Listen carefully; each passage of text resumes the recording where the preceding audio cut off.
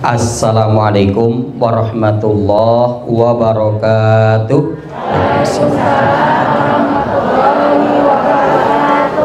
Alhamdulillahilladzi hadana li hadza wa ma kunna linahtadiya laula an hadanallah.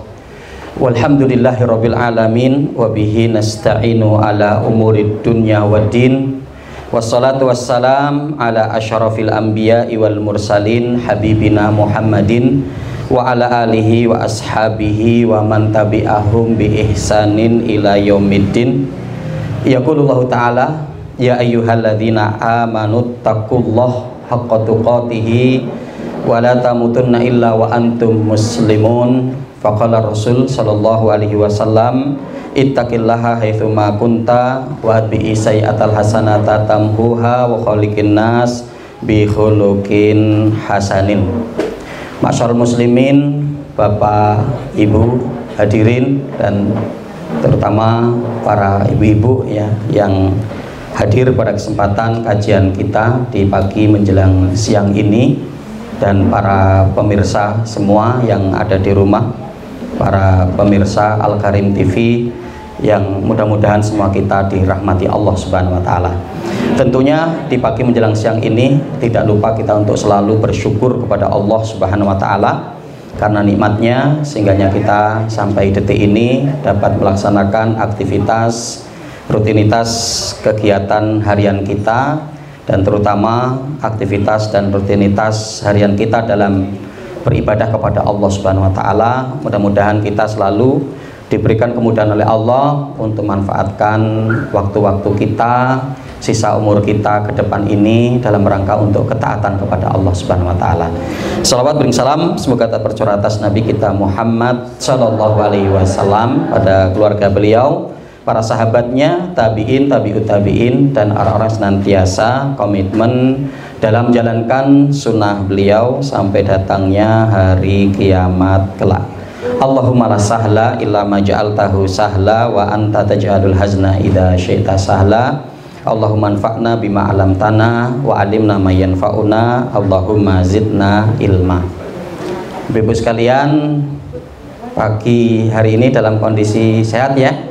Alhamdulillah ya, dan Masya Allah ya, memang pasukan ibu-ibu ini tidak bisa dikalahkan ya. Di mana-mana majelis-majelis ilmu banyak ibu-ibu, majelis Al-Quran, tahsin ya, banyak ibu-ibu ya, dan Masya Allah ya, mudah-mudahan karena dari ibu-ibu pun yang banyak membersamai anak-anak, sehingga nanti dari para ibu-ibu yang solehah ini akan melahirkan anak-anak yang soleh dan solehah. Amin ya rabbal alamin. Para Bapak Ibu rahimani wa rahimakumullah, dan para pemirsa yang berada di rumah Al Karim TV rahimakumullah, sebagaimana tadi disampaikan ya, insya Allah kita akan bersama-sama nanti mengkaji tentang ayat-ayat ruqyah ya. Tapi sebagaimana kita lihat di judul ya, ini kita akan coba mengkaji dari sisi petunjuk Nabi dalam doa dan ayat-ayat ruqyah. Jadi artinya Bapak Ibu rahimani wa rahimakumullah, kita nanti akan melihat ayat-ayat yang digunakan untuk meruqyah ya, karena semua ayat Al-Quran dapat kita gunakan untuk meruqyah tentunya, karena ayat Al-Quran itu mengandung mukjizat ya. Dan hanya saja nanti kita akan lihat yang adanya redaksi hadis atau athar dari Rasulullah ya, baik itu terkait dengan ayat ataupun nanti doa-doa, karena nanti doa-doa itu lebih dari apa yang disampaikan oleh Rasul kepada kita ya. Selain itu juga nanti adanya ayat-ayat yang lain, karena kalau kita akan melihat pada petunjuk yang itu disebutkan oleh Rasul, itu tidak begitu banyak ayat-ayatnya, dan insya Allah kita juga semua sudah pada hafal itu. Hanya saja nanti mungkin kita belum tahu kemanfaatannya itu untuk apa gitu ya, kemanfaatannya itu untuk apa dan seperti apa cara kita untuk menggunakan ayat-ayat itu agar dapat menjadi ayat-ayat ruqyah begitu ya. Selain itu juga nanti kita akan mendapati ayat dan doa yang memang direkomendasikan oleh para ulama untuk kita baca, karena ayat tersebut berkesesuaian untuk digunakan meruqyah gitu, baik dalam rangka untuk pelembutan hati gitu, kemudian berlindungnya kita dari kesyirikan, atau di situ ayat-ayat yang beredaksi untuk menasehati para jin gitu kan. Kita nanti mendapati kan ayat-ayat yang itu untuk menasehati para jin, atau kita untuk memiliki kehati-hatian dari tipu daya mereka gitu, atau untuk menunjukkan kita akan mendapati ayat-ayat atau doa Nabi yang nanti untuk melemahkan daripada bangsa jin itu ya, seperti kita mendapati kan ketika Allah Subhanahu wa taala mengatakan ya inna kaida syaitani kana dha'ifa, ya sebenarnya tipu daya setan itu sangat lemah.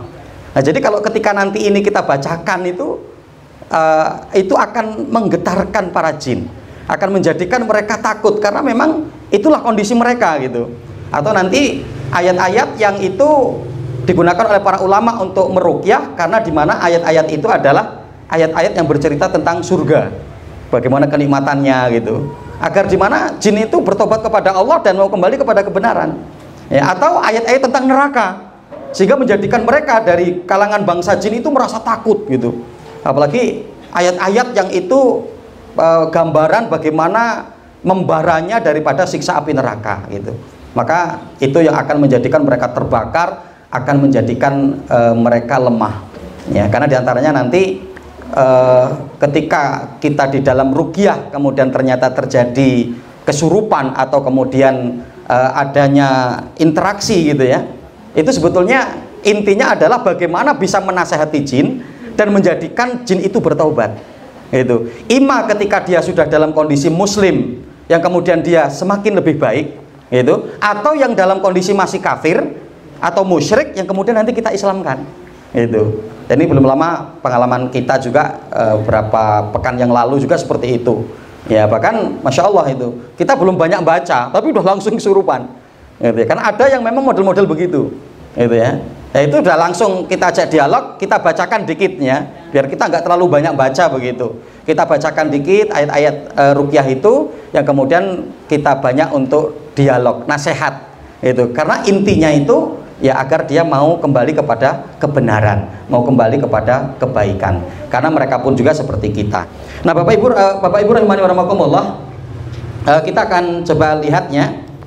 Tentunya dalam kajian ini mungkin secara ringkas kita akan awali dari definisi, biar nanti kita tidak terlalu panjang lebar, sudah terlalu jauh, tapi kita sendiri nggak ngerti apa itu ruqyah kan gitu ya. Ruqyah adalah jampi-jampi ya, ini bahasa umumnya lah gitu ya, tapi artinya yang dimaksud adalah bacaan itu. Karena masalahnya kenapa kok kemudian di situ juga disebut sebagai jampi-jampi, karena ya ada yang tidak syar'i ya, karena identik jampi-jampi itu dengan sesuatu yang tidak syar'i kan begitu. Maka itulah yang dimaksud dengan ruqyah, yaitu bacaan atau jampi-jampi yang dibaca untuk perlindungan atau untuk mengobati orang yang sakit disebabkan demam atau karena kesurupan dan yang lainnya ya. Nah, jadi masyaallah muslimin Bapak Ibu rahimani wa rahimakumullah ya, sehingga di sini adanya dua perkara pokok gitu. Dua perkara pokok itu dalam ruqyah ini ada yang satu bentuknya sebagai perlindungan, yang kedua sebagai terapi.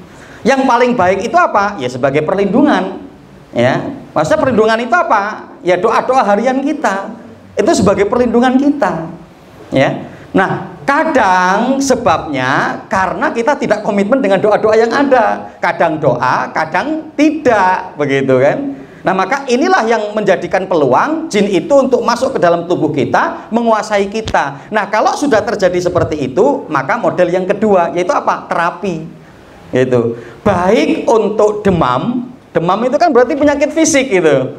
Nah, berarti ruqyah itu juga adalah untuk penyakit fisik. Nah, begitu juga adalah kesurupan, yaitu kaitan dengan non fisik gitu.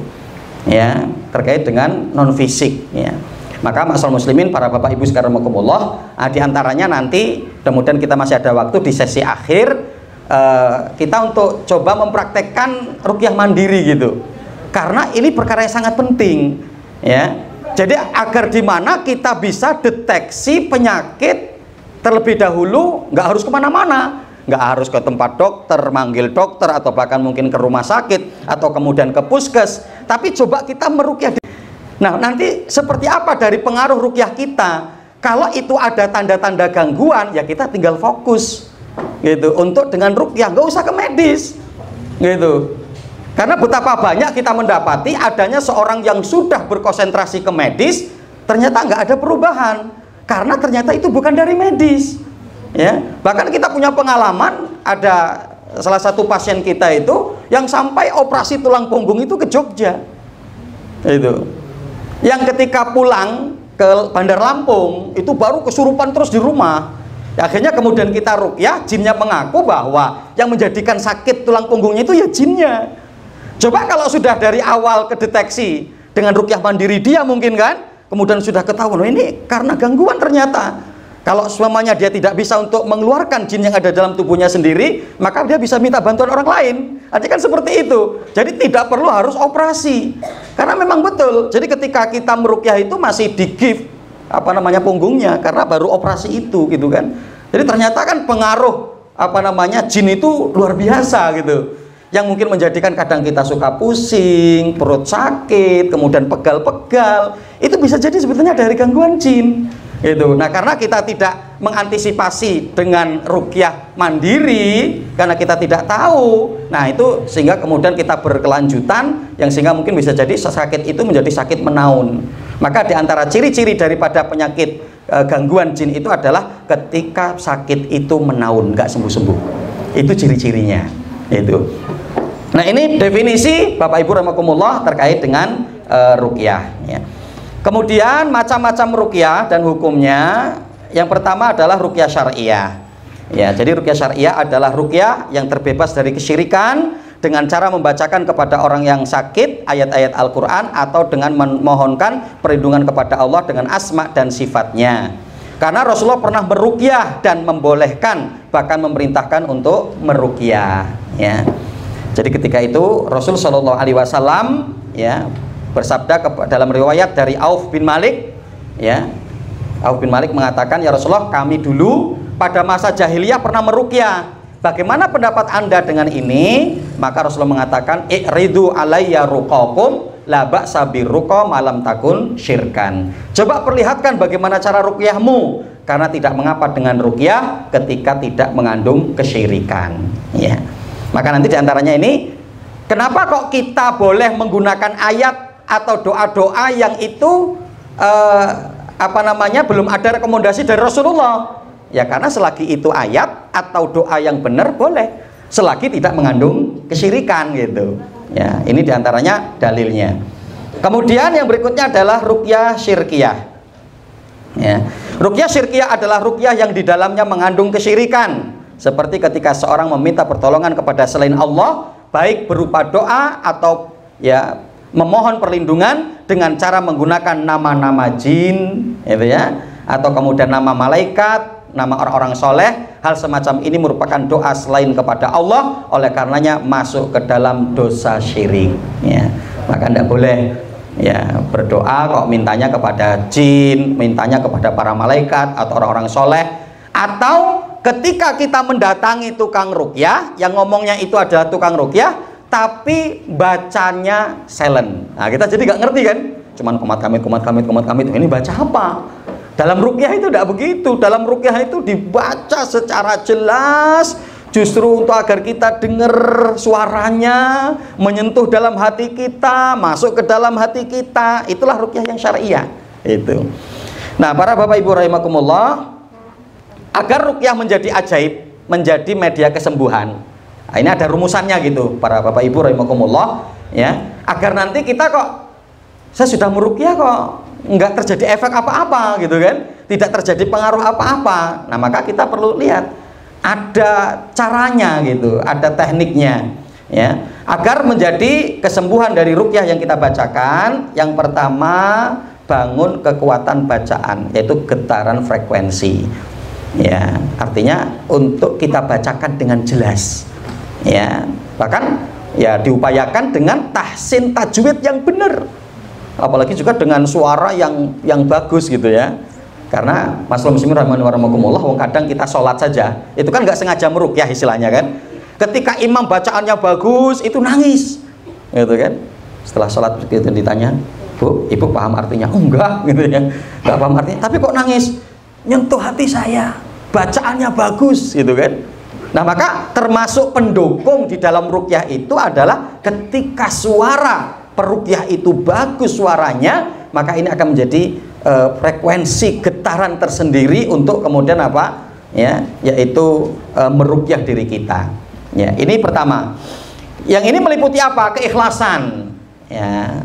Jadi ketika kita untuk meruqyah diri kita atau kita meruqyah orang lain harus dibangun di atas keikhlasan ya. Tidak boleh kita berharap dunia, tidak boleh kita berharap pujian, tidak boleh kita berharap sanjungan ya. Karena kadang Masya Allah para ulama kan mengatakan begitu, kadang peruqyah itu ketika meruqyah orang, jinnya itu apa namanya mungkin kepanasan, jinnya tidak berdaya lagi, akhirnya kemudian merasa lemah. Yang kadang akhirnya apa, ketika jinnya sudah keluar, ternyata apa, jinnya itu atau setonnya itu kembali kepada ustadznya. Apa, ustadznya merasa sombong, oh aku ini gitu kan, oh jinnya takut sama saya, nah gitu ya. Maka itu harus dijaga betul ya, harus dijaga betul, jangan sampai terjadi hal seperti itu. Maka bangun keikhlasan. Kemudian yang kedua, khusyuk ya. Bisa jadi ayat Al-Quran itu tidak berpengaruh kepada kita karena kita tidak khusyuk membacanya. Bisa jadi ketika kita membacakan ruqyah kepada orang lain itu kemudian tidak terkena efek dari bacaan kita karena bisa jadi kita kurang khusyuk. Itu teringat hutang gitu kan ya, teringat barang yang hilang. Nah ini ya kadang menjadikan akhirnya kita tidak khusyuk. Kemudian apa? Meresapi ya, kita harus resapi daripada apa yang kita baca.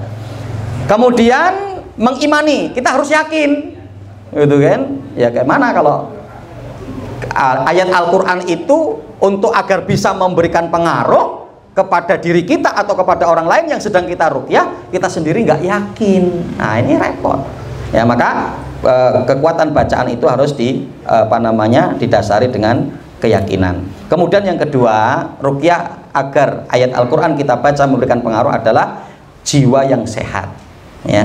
Apa yang dimaksud dengan jiwa yang sehat? Bertobat kepada Allah ya, kita istighfar dulu kepada Allah, bertobat dulu kepada Allah ya. Bagaimana ketika kita ingin memberikan pengaruh ayat Al-Quran untuk kita atau untuk orang lain, sedangkan kita sendiri sedang atau masih bergelimang dalam kemaksiatan dan dosa. Itu karena apa? Kita mintanya kepada Allah ya. Yang diantaranya agar doa kita dikabulkan oleh Allah ya, kita tinggalkan daripada kemaksiatan. Maka kita untuk bertobat kepada Allah, yaitu jiwa yang sehat. Kemudian yang ketiga, teknik yang ampuh ya. Jadi nanti adanya teknik-teknik gitu. Meliputi apa? Kenali gangguan dan penyakit. Masya Allah ya. Kenali gangguan dan penyakit. Jadi gangguan itu nanti modelnya apa? Macam-macam ya. Bahkan Bapak Ibu rahimani wa rahimakumullah, akhirnya di buku ini pun saya berikan revisi ya, ini dengan edisi revisi, yaitu untuk terapi sihir. Nanti di belakang ada Bu ayat-ayatnya juga, nanti teknik-tekniknya. Jadi dimana bahwa waktu itu saya nulis pertama buku ini tidak ada untuk terapi sihirnya, tapi setelah di lapangan kita banyak menemui yang terkena sihir itu, maka akhirnya kemudian kita tambahkan materi tentang masalah sihir. Dan ternyata juga sihir macam-macam modelnya, dan terapinya juga macam-macam. Ada sihir gila, ada sihir hipnotis, ada sihir tafrik ya, untuk memisahkan keluarga gitu kan. Tahu-tahu kok istri benci banget sama suami gitu kan, tahu-tahu kok suami benci banget sama istri gitu ya. Itu mendadak gitu loh, tiba-tiba, itu diantara ciri-cirinya misalnya seperti itu. Kemudian juga ada terapi sihir mahabbah gitu kan, kecintaan, kok baru bertemu sekali kok udah seneng, pengennya ketemu terus begitu kan, dan yang lainnya. Nah itu ada nanti di tentang masalah sihir. Maka apa? Kita perlu untuk mengenali gitu. Anak-anak saja kita perlu kita kenali, itu kan. Oh ternyata anak ini membandelnya, nakalnya karena begini. Nah, berarti terapi ruqyahnya itu adalah dengan cara seperti ini, begitu. Ya, jadi untuk anak-anak aja ada macam-macam, ya. Sehingga apa? Kita nanti nggak memaksakan untuk kita bacakan ayat ini saja, ternyata itu nggak pas, itu. Karena ini apa namanya yang diawali dengan sihir mahabbah, mungkin dia dipelet, gitu kan? Tapi kemudian akhirnya mendekati gila. Yang nanti kita bacakan ayat tentang sihir gila, nah ini kan nggak pas. Yang seharusnya adalah tentang sihir mahabbah dulu, gitu. Kita terus bacakan, kita kemudian rekamkan dan seterusnya. Dan begitu juga dengan penyakit. Nah, nanti penyakit itu apa bentuknya? Ini perlu nanti kita ketahui. Kemudian membacakan ruqyah, ya, sentuh kepada titik jin, ya. Nanti artinya dari beberapa titik jin, ya, di ulu hati, itu ya. Ya, kemudian nanti ada di kepala, di jidat, ya. Kemudian apa? Minum daun bidara, yang dimana daun bidara ini sebagai racun jin, ya. Dan saran saya kalau bisa daun bidara yang sudah kering, ya, karena pengalaman kita, ya, jadi bidara itu nanti dipetik. Kalau kita mungkin punya pohonnya di rumah, maka dikeringkan dulu, dijemur, nanti kemudian baru ditumbuk. Nah, nanti buatnya seperti buat kopi itu pakai air panas. Nanti baru setelah itu disaring, warnanya kan akan berubah menjadi hijau. Beda kalau yang masih segar. Kalau masih segar kemudian kita masukkan ke air, ya warnanya tetap biasa. Ya, berubah mungkin dikit gitu kan. Tapi kalau tadi ditumbuk dulu maka akan lebih meresapnya. Mandi pakai daun bidara, mendengarkan murotal ruqyah, kemudian juga makan kurma ajwa. Ya, saya lagi terapi satu keluarga yang terkena sihir karena temannya dalam dunia bisnis, ya, dan itu masya Allah, ya, pokoknya ingin menjadikan agar dia sakit terus, agar dia kemudian apa namanya jatuh miskin dan seterusnya, ya. Ya, jadi ini sedang kita tangani, tapi karena kita masih Ramadan jadi kita off-kan terlebih dahulu, ya. Di antaranya adalah saya bilang terkait dengan makan kurma ajwa, dia bilang begitu. Oh iya, berarti kemarin itu yang saya makan memang kurma ajwa. Jadi setelah itu dia malamnya itu tidurnya gelisah, tidak nyaman gitu ya, karena ternyata dia makan kurma ajwa. Begitu juga dengan murotal itu.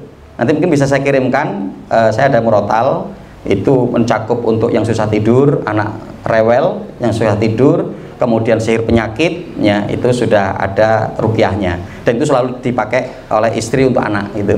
Jadi kalau anak susah tidur, itu setelkan itu. Kalau anak kemudian rewel, nangis malam, sudah, kok kayaknya kok beda gitu ya nangisnya gitu, dan setelkan itu, lama-lama nanti dia tidur gitu. Nah ini jadi, dan ruqyah itu yang memang murotal yang sengaja untuk ruqyah, bukan murotal yang suka dibacakan itu, karena beda. Di situ adanya kekuatan niat gitu, jadi mempengaruhi kekuatan niat, ya. Menggunakan obat herbal yang diruqyah, baik itu madu, minyak zaitun, habatus sauda, bidara, atau air zam-zam dan yang lainnya, ya. Kemudian yang keempat, pentingnya kita untuk mengenali musuh, ya. Jadi apa? Jin jahat adalah musuh kita. Jadi kalau ada jin yang berani masuk ke dalam tubuh kita, itu bukan jin baik, itu jin jahat, ya. Meskipun dia mengatakan, ya, saya jangan suruh keluar, saya biar tetap untuk di sini karena saya senang sama dia, karena saya untuk menjaga dia, saya melindungi dia, ya. Saya pokoknya aman lah, nanti dia akan saya jaga. Nah, itu semua kedustaan. Kalau kamu jin baik, kamu nggak berada di dalam tubuh manusia. Karena kamu sudah dalam tubuh manusia, berarti kamu untuk menyakiti manusia, dan kamu adalah jin yang jahat, ya.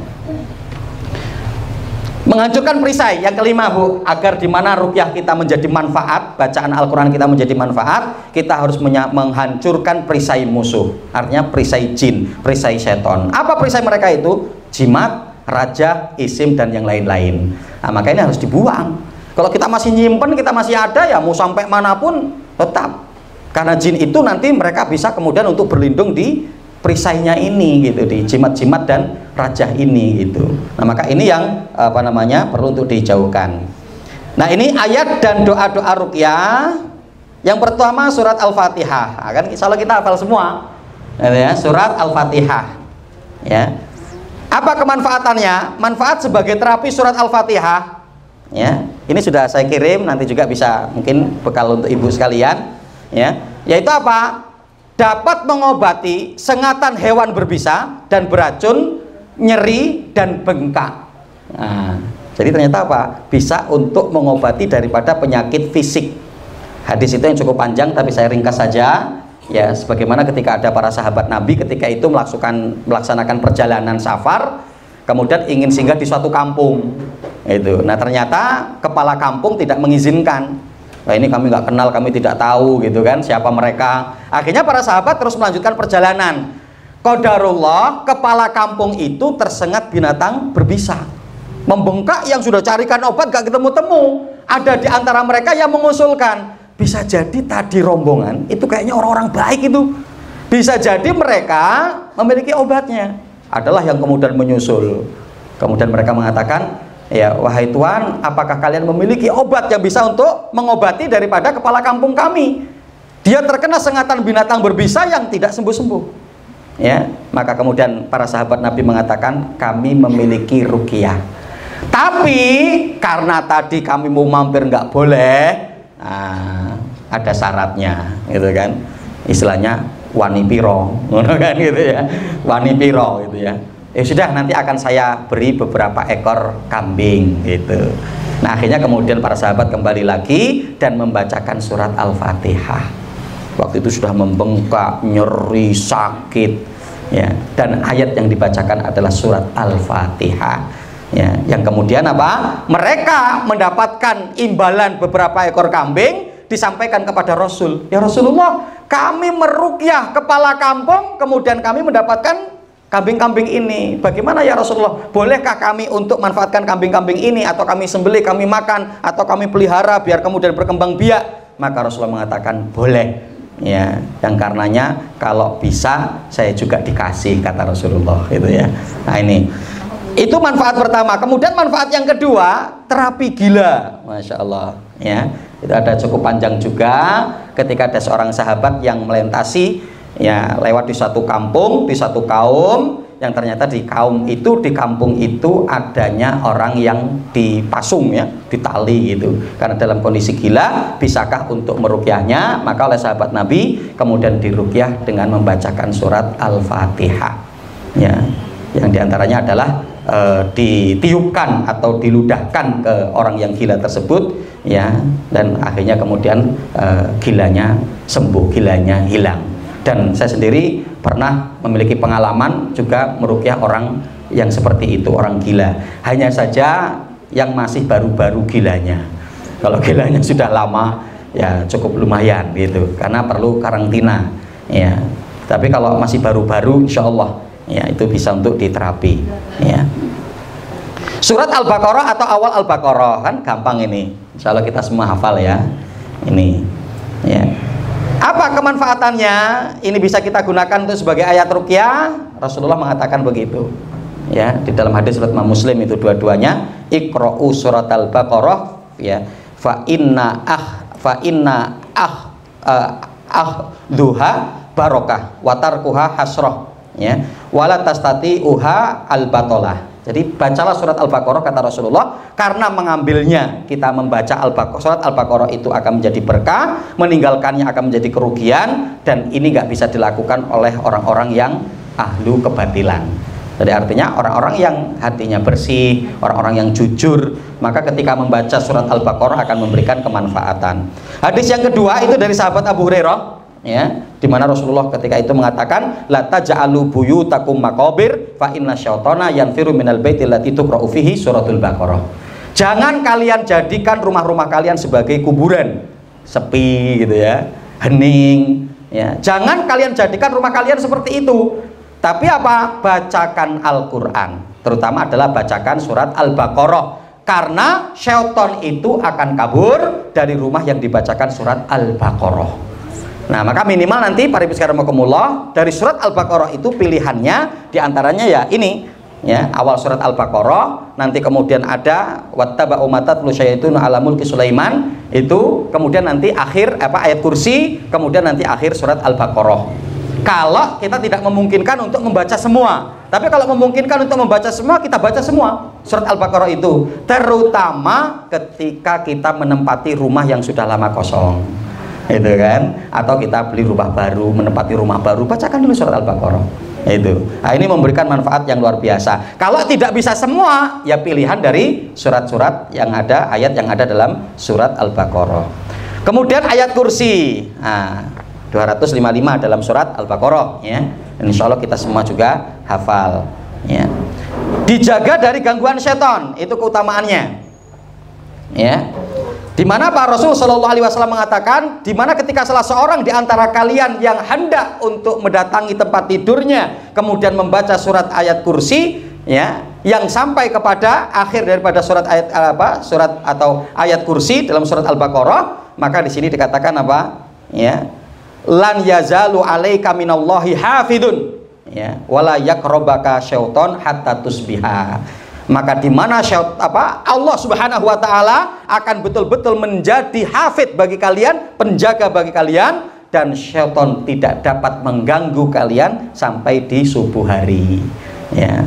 Maka Masya Allah keutamaan daripada surat atau ayat daripada ayat kursi yang terdapat dalam surat Al-Baqarah di ayat yang ke-225-nya, ya. Kemudian apa? Dua ayat terakhir dari surat Al-Baqarah, insya Allah kita semua juga hafal. Apa keutamaannya? Setan tidak berani untuk mendekat, ya. Dari Nu'man bin Bashir dari Nabi Shallallahu Alaihi Wasallam bahwa Rasulullah bersabda, Innallaha kataba kitaban qabla an yakhluqas samawati wal ardi alfai am. Sungguhnya Allah sudah menuliskan, ya, takdir untuk makhluknya sebelum Allah menciptakan langit dan bumi, yaitu 2 tahun, ya. Anzala minhu khatama bihima surat Al-Baqarah, yang kemudian Allah menurunkan, ya, 2 ayat terakhir sebagai penutup surat Al-Baqarah, ya. Tidaklah kalian membacanya di dalam rumah sebanyak 3 hari atau 3 malam kecuali syaitan pasti akan kabur dari rumah tersebut, ya, dari dar tersebut, ya, tempat tersebut. Jadi setan tidak akan berani untuk mendekat ketika kita membaca daripada 2 ayat terakhir dari surat Al-Baqarah. Kemudian membaca 3 surat terakhir, Al-Ikhlas, Al-Falaq, An-Nas, ya. Ini ketika kita membaca daripada ayat-ayat ini, perlindungan terbaik dari gangguan jin dan ain hasad, ya. Jadi kalau ada orang yang ingin dengan ainnya memberikan satu hasad kepada kita, kedengkian kepada kita, maka syaitan tidak bisa memberikan mudarat kepada kita kalau kita menjaga diri untuk senantiasa membaca surat Al-Ikhlas, Al-Falaq, dan kemudian An-Nas, ya. Maka dulu Rasul Shallallahu Alaihi Wasallam banyak untuk membaca ayat-ayat yang lain, sebagaimana dalam hadis ini, yang kemudian setelah Allah turunkan muawwidzat, diantaranya adalah Al-Ikhlas, Al-Falaq, dan An-Nas, maka Rasulullah selalu menggunakan 2 ayat ini, 2 surat ini yang untuk Rasul Shallallahu Alaihi Wasallam jaga, ya. Dan ini juga, Bu, ya, ada di buku insya Allah, ya. Ini terutama nanti kalau kita ada yang terasa nyeri, gitu. Nah, nanti kita bisa membaca daripada doa ini, baca 7 kali Bismillah, Bismillah, Bismillah sampai 7 kali A'udzubillahi wa qudratihi min syarri ma ajidu wa uhadir. Nanti baru kemudian setelah itu ditempelkan, diusapkan di bagian yang sakitnya ini. Nah, ini dengan menggunakan usapan. Nanti kalau di buku ini ada di halaman 27, ya, menggunakan telapak tangan, ya, itu. Nah, ini terutama kita juga ketika mau meruqyah pertama itu bisa untuk menggunakan ini. Bismillah, Bismillah, Bismillah, a'udzu bi'izzatillahi wa qudratihi min syarri ma ajidu wa uhadir. Itu.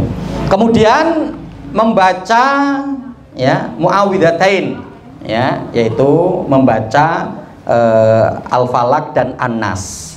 Ini sebagaimana yang dilakukan oleh Rasul, ya, ketika beliau menjelang tidur atau ketika beliau sakit, ya. Maka Rasulullah menggabungkan kedua telapak tangannya, yang kemudian membacakan surat Al-Fatihah, kadang kemudian surat Al-Ikhlas, Al-Falaq, An-Nas, yang kemudian ditiupkan di tangan, setelah itu diusapkan di bagian yang sakit. Ibunda Aisyah mengatakan, pada waktu ketika Rasul sakitnya bertambah parah, maka akulah yang membacakan, kata Rasulullah, ya. Ibunda Aisyah mengatakan begitu, aku yang membacakan tapi mengusapnya tetap menggunakan tangan Rasulullah li barokatiha, karena demi untuk tetap mengambil berkah daripada tangan Rasulullah ya. Nah, jadi di mana bahwa adanya muawwidzat yang bisa kemudian untuk dibacakan. Kemudian juga ini ya menggunakan jari jemari ya, jadi nanti bisa untuk ditekan, bisa satu, bisa nanti diketuk-ketuk gitu ya. Nah itu nanti ada di halaman 30. Ini sangat penting sekali para ibu sekalian rahimakumullah, dan ini sangat ampuh sekali ketika kemudian adanya gangguan jin ya. Jadi itu dengan membacakan Bismillahi turbatu ardina biri kotiba'dina yusfasakimuna biidni rabbina. Nah ini doanya ada di halaman 30 ya. Jadi nanti tangan kita letakkan dulu di bumi ya. Bismillahi turbatu ardina biri kotiba'dina yusfasakimuna biidni rabbina. Bisa kita tiupkan atau ada sedikit ludah kita yang menempel di tangan kita yang kemudian nanti ditempelkan di bagian yang sakit. Itu bisa dengan menekannya, bisa dengan memijitnya pelan-pelan atau mengetuknya ya. Itu kalau ada gangguan jin, ada jinnya itu pasti jinnya akan kepanasan, akan kesakitan, meskipun dengan jari yang kita cuman ketuk-ketuk ini ya. Itu dengan Bismillahi turbatu ardina biri kotiba'dina yusfasakimuna biidni rabbina. Ini tidak kita tuliskan Arabnya, tapi di buku ada tulisan Arabnya ya. Kemudian juga adalah menghembuskan nafas di media air ya. Apa yang bisa untuk dibaca sesuai dengan hadis dalam riwayat Imam Tabrani yang disahihkan oleh Syekh Albani, yaitu membaca surat Al-Kafirun ya, kemudian surat Al-Falaq dan surat An-Nas, yang nanti air itu ditambah sedikit garam ya, sesuai dengan hadis itu, bahwa nanti setelah itu kemudian ditambah dengan sedikit garam, baik itu nanti untuk meruqyah rumah, meruqyah toko gitu ya, atau meruqyah yang digunakan nanti untuk mandi ya. Nah ini ikhwan fillah rahimakumullah, Bapak Ibu, alhamdulillah sudah selesai sudah materi yang kita sampaikan, dan nanti mungkin kalau ada hal-hal yang lain sebagai pengembangan daripada materi kita atau ada yang perlu ditanyakan, mungkin silahkan saya kembalikan ke moderator. Wallahu ta'ala a'lam. Baik, alhamdulillah. Itulah tadi biasa pembahasan mengenai ruqyah. Ternyata tidak semua penyakit bacaan ruqyahnya sama. Iya. Ya, tapi tadi ada keutamaan-keutamaan dari surah-surah dalam Al-Quran atau ayat Al-Quran, dan juga ada dari indikasi penyakit-penyakitnya. Nah ya, Masya Allah begitu menarik mengenai tentang ruqyah ini, karena boleh jadi ini banyak yang terjadi kepada kita ya, sakitnya apa, kemudian kendalanya apa. Nah oleh karena